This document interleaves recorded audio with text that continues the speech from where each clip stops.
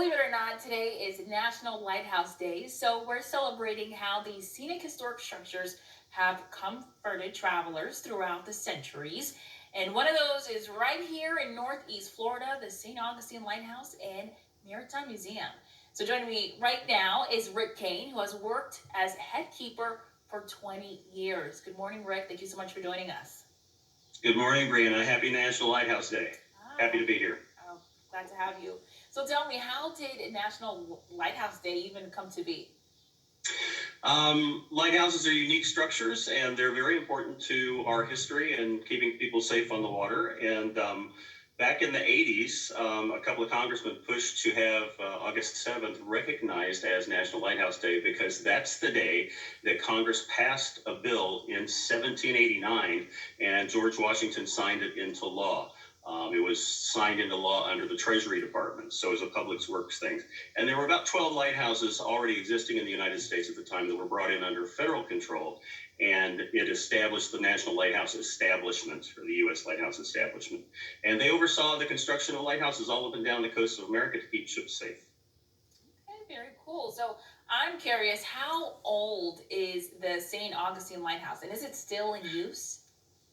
The lighthouse that we have currently was finished in 1874, and it has been continually in use since that time. In 2002, it was handed into private ownership by the U.S. Coast Guard and the National Park Service, and so the museum took over the operation, and that's actually when I took over as head keeper and trained with the U.S. Coast Guard to take care of the light. I've been doing that job ever since. But it's interesting that we've had other lighthouses on the island. About 600 yards from where this lighthouse stands was the first lighthouse in the state of Florida, and it was an old Spanish watchtower that they used in the 1730s, lit signal fires on top of the tower, and it later just went through progressions of change and became a formal lighthouse in 1824, right after Florida became a United States state. And it fell into the sea 6 years after the current lighthouse became operational. They knew they were going to lose it, so they had to replace it.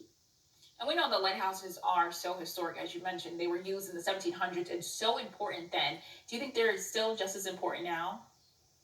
Absolutely. I mean, we're visually oriented people, and even though ships have all kinds of instruments, we still want to see lights on the coast to tell us our instruments are telling us the truth. And ships captains and mariners all over still use the lights to navigate by. As a matter of fact, there's a coastal navigation beacon every 60 miles on every coast of America, and many of them are still operational. We continue as a private aid to navigation for the Coast Guard, and also serve as a museum to teach maritime history to the public.